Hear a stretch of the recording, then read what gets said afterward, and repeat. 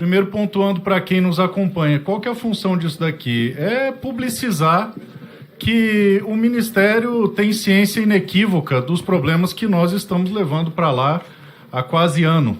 Então a gente publiciza, são 4 parlamentares que vão fazer uma série de perguntas, depois o ministro elenca o que ele quer responder, porque é humanamente impossível, ele esquece de recordar de todas as perguntas que a gente vai fazer. Isso. O segundo ponto é o seguinte, cumprimentar o presidente, especialmente pelo fino trato e habilidade política que ele tem, uma paciência de Jó. Eu confesso que eu não tenho essa mesma habilidade, porque embora o ministro entenda que não caberia essa convocação, eu acredito ainda que ela deveria ser feita em um formato ainda mais enérgico, onde as respostas fossem feitas de bate-pronto, dado o volume dos questionamentos.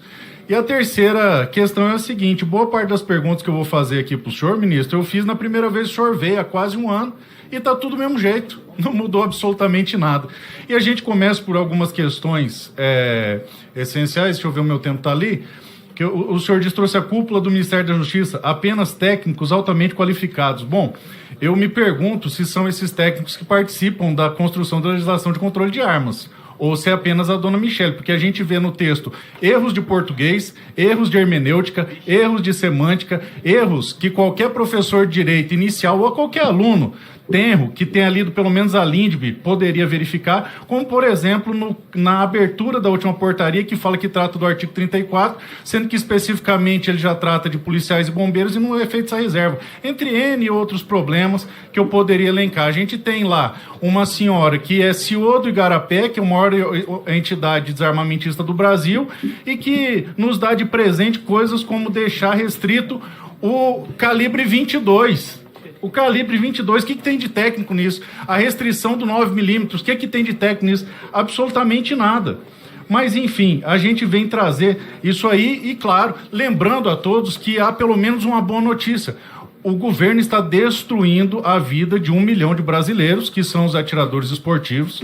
Eu alertei dessa perseguição durante todo o exercício do governo Bolsonaro, que isso haveria, e ouvi de vários clubes, não, o tiro sempre existiu, o PT sempre foi generoso com os atiradores, a Dilma a mesma coisa, não vai haver perseguição, e os senhores estão fazendo exatamente aquilo que eu falei que ia acontecer, e as pessoas falavam que eu era o profeta do apocalipse, que eu estava exagerando, tá aí. A única notícia boa que nós temos para dar para os CACs é o seguinte, a diferença da eleição foram 2 milhões de votos, nós somos 1 milhão, mais de 1 milhão e pouco, e a gente está sendo massacrado. É só cada CAC pedir mais um que a gente supera a diferença em 26 e o pesadelo acaba, porque não tem nenhum parâmetro. Bom, colecionadores eu não vou entrar porque o senhor disse que vai vir no novo decreto. A questão da LGPD, como que nós vamos colocar esses dados sensíveis na mão de terceiros? A questão da Força Nacional, eu pedi informações, queria saber qual foi o comando dado a eles, porque o que aconteceu? Eu estive lá, eu participei de uma ação de desforço imediato e a Força Nacional estava lá para proteger invasores. Nós desocupamos uma fazenda utilizando do direito de esforço imediato e quando faltava 15 metros para limpar totalmente a fazenda, tirar os invasores, a Força Nacional se colocou na frente protegendo os invasores. Outra coisa, nós apuramos e documentamos falsos indígenas que vêm do Paraguai.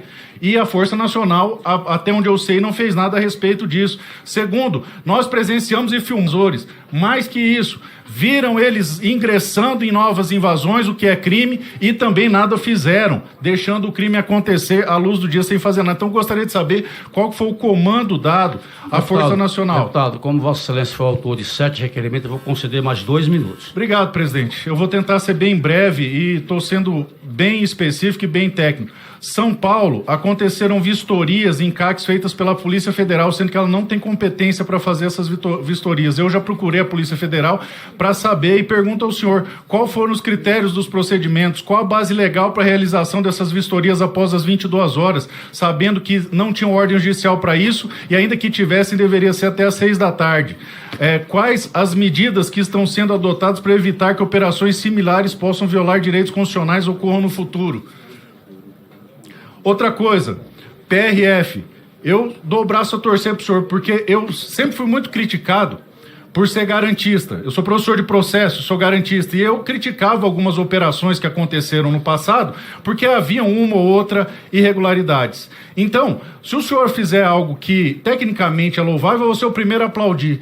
E a questão da PRF é uma das bandeiras que eu defendo, multimodal da PRF. Parabéns, é algo louvável. A PRF tem capacidade, sim, e nós temos a necessidade que ela atue em todos os modais de transporte. Agora, o que eu não consigo entender é por que no curso de formação da PRF é questionada aos seus membros as suas preferências políticas, o que, no mínimo, fere o princípio da impessoalidade do artigo 37 da Constituição Federal.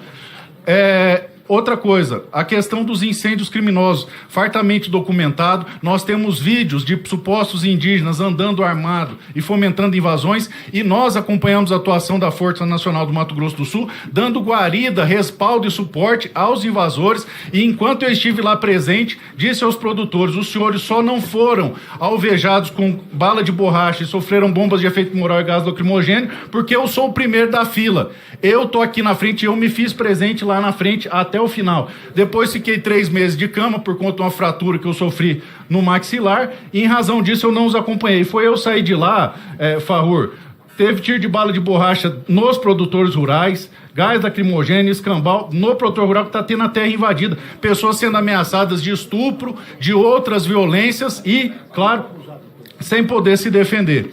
Outra coisa, em relação à última portaria que saiu, eu queria perguntar algumas coisas bem específicas. Por exemplo, quais os estudos que foram feitos para tirar a Polícia Legislativa do rol? Porque você, o pessoal da Polícia Legislativa, vocês são mais... Concluída. Para concluir, vocês são menos polícia que os outros? Outra coisa, qual o fundamento para limitar a aquisição de restrito por policiais? Foi feito algum estudo técnico para chegar nesse quantitativo energético? Foi feito algum estudo de impacto na segurança pública para impedir que servidores tenham acesso a equipamentos superiores? Em relação ao artigo 16, tem uma exigência conflitante com o inciso 4º do artigo 24. Já concluindo, presidente. Qual o fundamento técnico para esse lapso temporal? Foi feito algum estudo? Porque agora você a cada 3 anos vai ter que refazer alguns testes. Para finalizar, a última e mais importante das minhas questões. 2, na verdade, para ser honesto com Vossa Excelência, porque, como o senhor percebeu, eu estou sendo bem técnico. A primeira, Vossa Excelência disse na ocasião que teve aqui que era o primeiro a levantar a bandeira do respeito ao ato jurídico perfeito. Nós temos vários documentos que foram determinados por decreto estou concluindo, presidente, que vão todos vencer ao mesmo tempo, o que torna inviável a Polícia Federal renová-los. Então, naquela ocasião, o senhor disse que o ato jurídico perfeito deve ser preservado para que os documentos vençam no seu tempo, o que é o normal dentro de um Estado democrático de direito. Esse é o primeiro ponto. O segundo ponto, presidente, é o seguinte, eu estou concluindo aqui. Todo mundo quer falar aqui também, presidente. Ah, sim, claro, todo mundo quer falar, é sempre assim. Eu estou concluindo. Deputado, conclua. O segundo ponto. O segundo ponto. O segundo Não, o segundo ponto. Conclua, por favor. O segundo ponto, deputado. Vossa Excelência tem acesso às manchas de violência de todos os estados. Todo secretário de segurança tem esse estudo. E próximo de cada clube de tiro há uma mancha de segurança onde há menor criminalidade do que outros estabelecimentos. Não existe nenhum estudo técnico que limite a existência de clube perto de escola. Isso é uma alegoria, uma fantasia ideológica. Não há nenhum estudo técnico que fundamente isso. E terceiro, nós tínhamos votos sobrando aqui nessa casa para aprovar o PDL do jeito que nós queríamos. Foi ventilado pelo PSD, pelo deputado Ismael Alexandrino e pelo líder do PSD, que havia um acordo com Vossa Excelência, trabalhado com Vossa Excelência e com o Senado, que nós reduziríamos e desidratássemos ao máximo, do mínimo possível, para poder passar aqui. Nós abrimos mão da nossa quantidade de votos, desidratamos o PDL, ele passou aqui à unanimidade, chegou no Senado e enroscou. A pergunta que eu faço ao senhor para concluir é o seguinte: cadê esse acordo que foi feito? Porque, com certeza, quero colaborar com o senhor. Alguém está enganando Vossa Excelência em 2 aspectos. Dizendo que os quadros são técnicos e tem militantes que estão enganando Vossa Excelência. E, segundo, tem alguém dizendo em nome do senhor que houve um acordo que não houve. Muito obrigado. Há grandes constitucionalistas, dentre eles o ex-presidente Michel Temer, diz o seguinte, que embora possa se respeitar a independência entre os poderes, quando eles não são harmônicos, nós estamos numa situação de inconstitucionalidade. Portanto, eu peço a Vossas Excelências aqui que nós nos tratemos com urbanidade, tá certo? E que nós tenhamos uma relação harmônica para ficarmos dentro dos limites da Constituição. Em primeiro lugar, eu não sou enganado por ninguém. eu tenho cabelos brancos, já tenho 3 netos e 3 netas, já passei desse momento do deslumbramento. Com relação à servidora Michele, eu quero dizer o seguinte: eu a vi uma vez ao longo desses meus 10 anos de exercício à frente da pasta do Ministério da Justiça e Segurança Pública. O que eu sei é que ela é uma servidora altamente competente, altamente qualificada, leal ao governo e ao Estado brasileiro.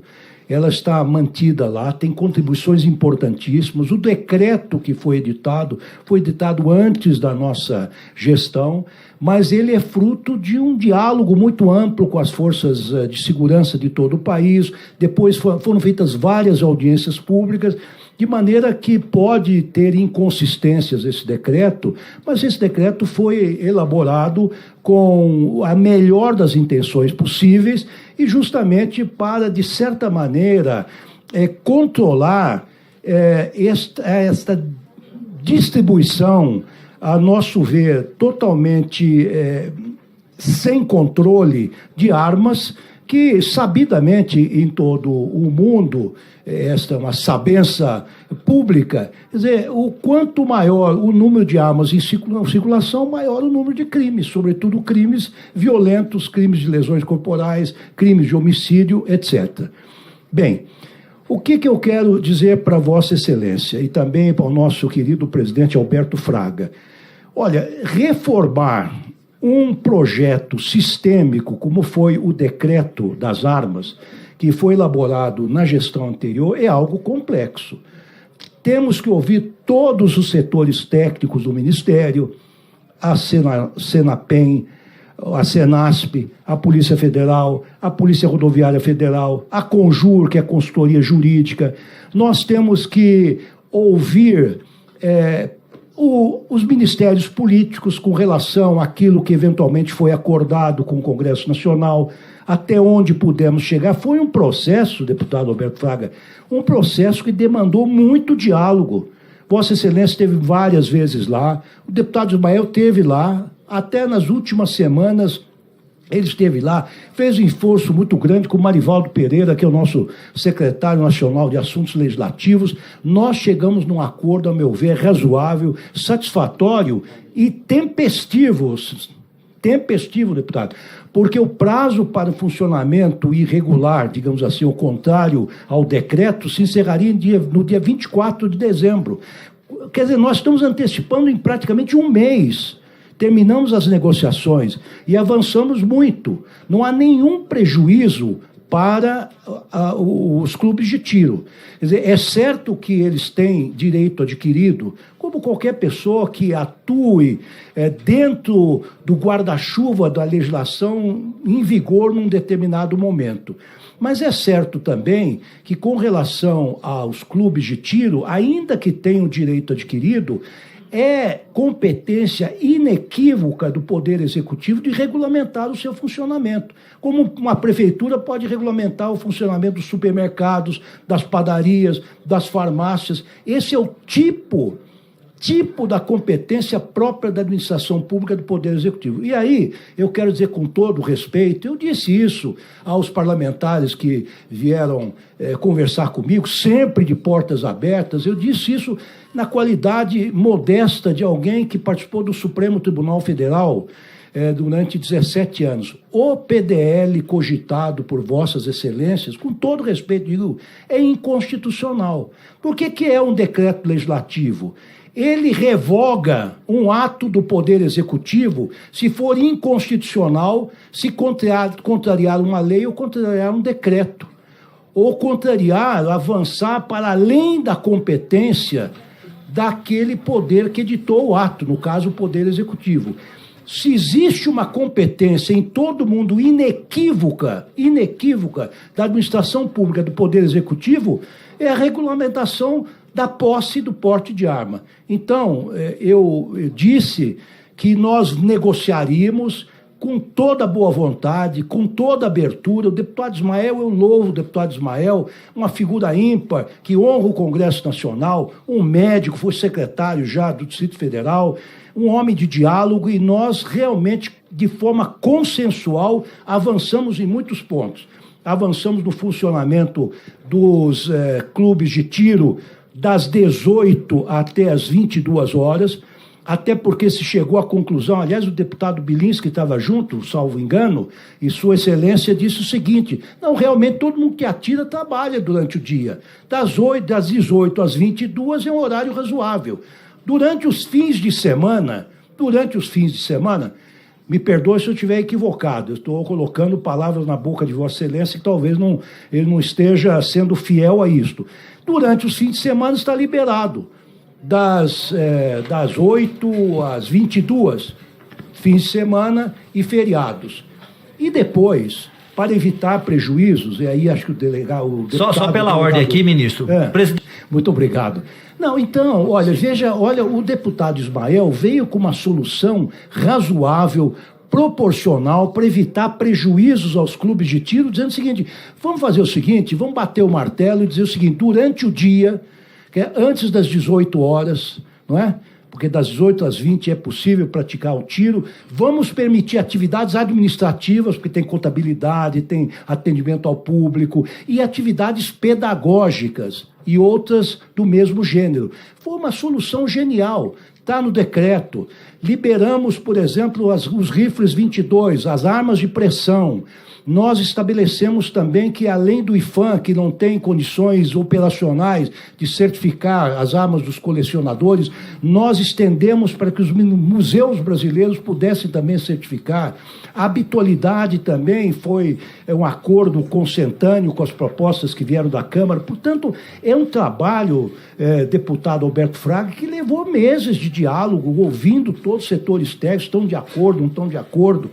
Então, esta foi uma vitória, porque ontem eu disparei no sistema interno do meu tribunal, ainda estou na cabeça do tribunal, do Ministério da Justiça, para os demais ministérios, para que eles dessem o seu de acordo, o seu plástico, e chegará ao presidente da República. Eu disse ao presidente da República: presidente, esta é a solução, tecnicamente, a que chegamos depois de muito diálogo com o parlamento. Ele concordou, embora ele tivesse uma posição muito radical, dizendo que educação e tiro não combinam.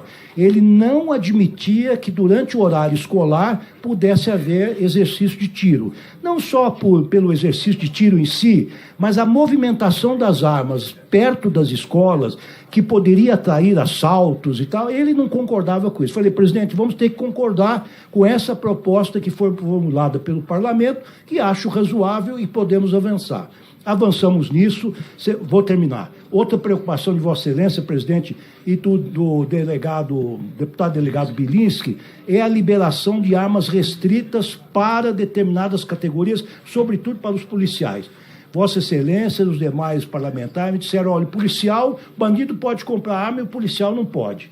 Bandido pode comprar munição e o policial não pode. Nós regulamos isto e ofertamos esta portaria. Depois de muita discussão, é uma portaria conjunta assinada pelo delegado de Polícia Administrativa e por um general que é responsável por isso no Exército. Foi muito bem pensada.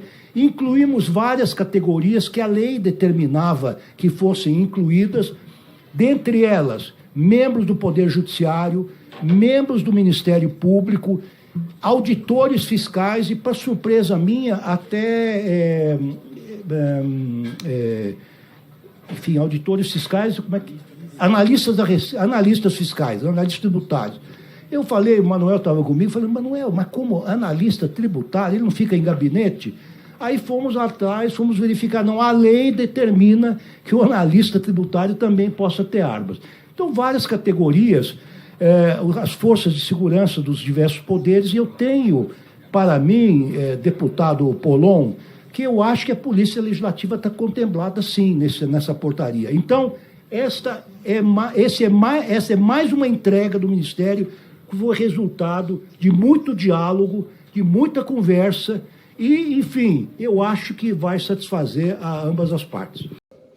Hoje nós tivemos, mais uma vez, a presença do ministro da Justiça aqui, que inaugurou o seu pronunciamento dizendo que não havia necessidade de convocação, sendo que, de bom grado, ele atende os pedidos que lhe são endereçados. Pois muito bem, Os pedidos que eu enderecei ao eminente ministro foram exatamente os mesmos que eu fiz quando ele esteve aqui nessa casa no começo do corrente ano. E por incrível que pareça, ou melhor, para surpresa de 0 pessoas, senhor presidente, nada foi feito, nada mudou, e nós, com votos sobrando aqui nessa casa para passar um PDL robusto que poderia aniquilar o decreto da vingança que destruiu atiradores, lojas, clubes e todo um segmento responsável por milhões de empregos, bem como mais de 4% do PIB, simplesmente foi relegado e destruído sem qualquer estudo. Na ocasião, hoje, presidente, o ministro, mais uma vez, disse que respeitaria o ato jurídico perfeito, o que já havia dito na outra ocasião, sargento Gonçalves. Repetiu. Disse que respeitaria o funcionamento dos clubes, colocando uma restrição por conta das escolas, mas que não fechariam esses clubes. E disse que havia, sim, um acordo entre ele, o Senado e a Câmara. Pois muito bem, nós recuamos aqui nessa casa, diminuímos a quantidade de matérias, porque, segundo nos foi ventilado, o acordo comportava a manutenção dos clubes e extirpar essa limitação territorial completamente inconstitucional. Também contemplava a questão da habitualidade e todos os fatores que estavam presentes, assim como o ato jurídico perfeito naquele PDL.